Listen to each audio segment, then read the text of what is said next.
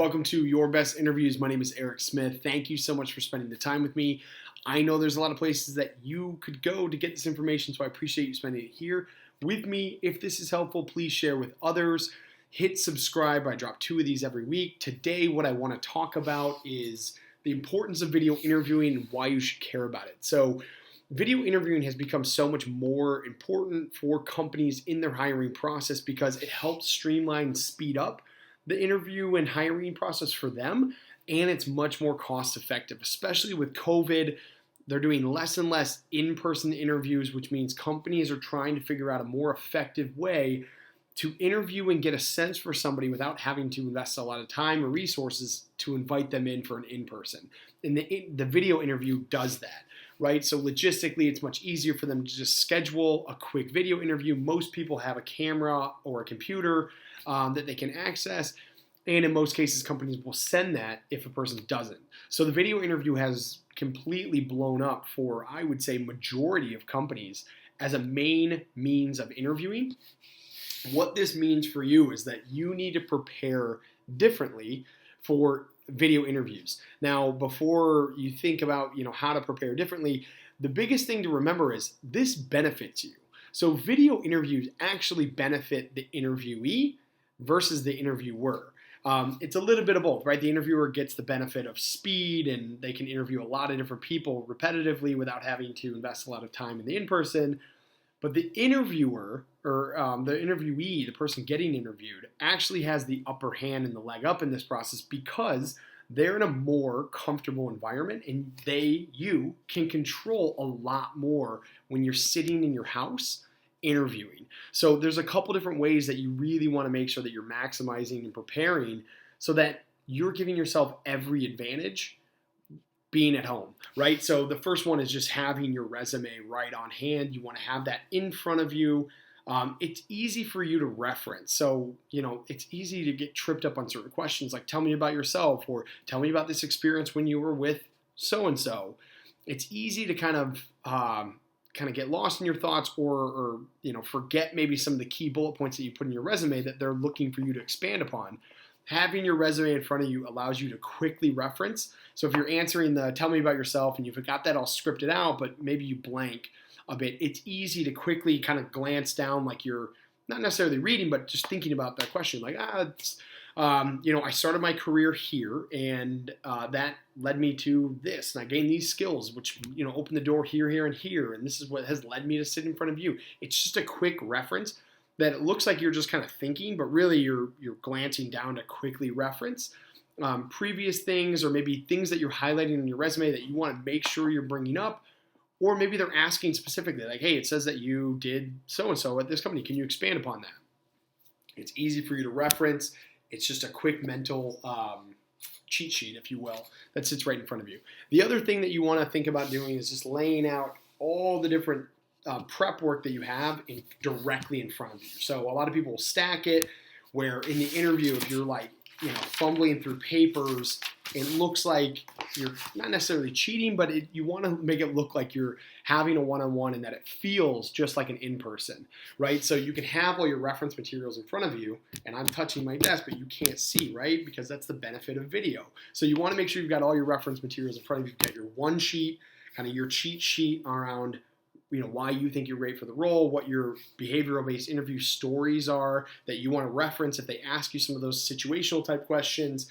You've got maybe the job description in front of you as well so that you can quickly reference that and make sure that you're just refreshing yourself on what it is that they care about, what they want from a requirement standpoint. So prepare, right? This is how you prepare. You make sure you've got all your materials in front of you laid out so that you don't have to flip anything and it's quick reference, right? If they ask you a question, you can say, it's a really good question. You can glance down like you're thinking about it and then glance back up, right? And it allows you kind of divert your eyes to different places. But again, these are quick reference materials. So you shouldn't have a lot of words or long written out things. These should be like quick bullets on, maybe you've got a cheat sheet on the company. So if they ask you questions about their company specifically, you've got your cheat sheet right there. If they ask you about your resume, you've got your cheat sheet right there. If they ask you specifics about the role that you feel like your experience is a direct tie to, you've got the job description right there. So if you need to reference it, and this isn't something that you should be looking at for every question, But if you get stuck, it's okay to say, that's a really good question. Let me think about that. And you can kind of glance around and then look back up and answer the question. And what you're doing in that time period is you're referencing these quick cheat sheets that are all laid out in front of you. So that's number one. You want to make sure that you've got your workstation, your interview station laced with all these prep sheets that are going to help you so you don't get stuck. This makes sure you put your best foot forward and that you're answering every question to the best of your ability. Number two, this is, again, you're controlling your environment, but you want to make sure that you're in a space that's quiet. Don't have a lot of distractions. I have a lot of distractions on my whiteboard behind me. I would erase that before an interview so it looks very clean and organized. But the other side is you want to make sure that you've tested out everything. Test out the video link beforehand. If they send it to you ahead of time, log in. Make sure you don't have to download anything specifically. The worst thing you could do is click on the link for a video interview 2 minutes before you're supposed to interview and then realize that you need to install certain things to make the video interview work or video software work. So make sure you've tested out the link. Make sure that you've got whatever audio you're going to use, maybe AirPods or something like that. Make sure all of that is working and that you've got a backup. I know for me, AirPods are super unreliable when it comes to my specific Mac that I use. And so I always have a backup set of wired headphones if I can't talk without having headphones in, right? If I'm in an environment where I need headphones in. But make sure you've got all that set up ahead of time and that you've got no hiccups when it comes time to it. You want to make sure your audio is clear, your video is clear. And then the other side of this too is making sure that your camera is level, right? So you want to make sure that your camera is level with your eyes so that you're not glancing down at the camera when you're talking. That's super distracting.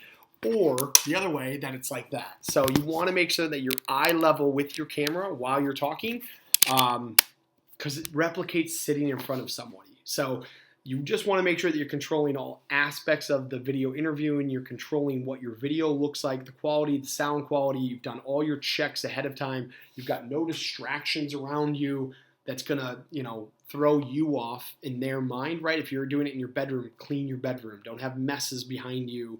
Make sure you're in a professional setting where you can control the noise and sound so that you have no distractions. And yeah, that you're putting your best foot forward. That's all this is. In the video interview, it's usually 30 minutes.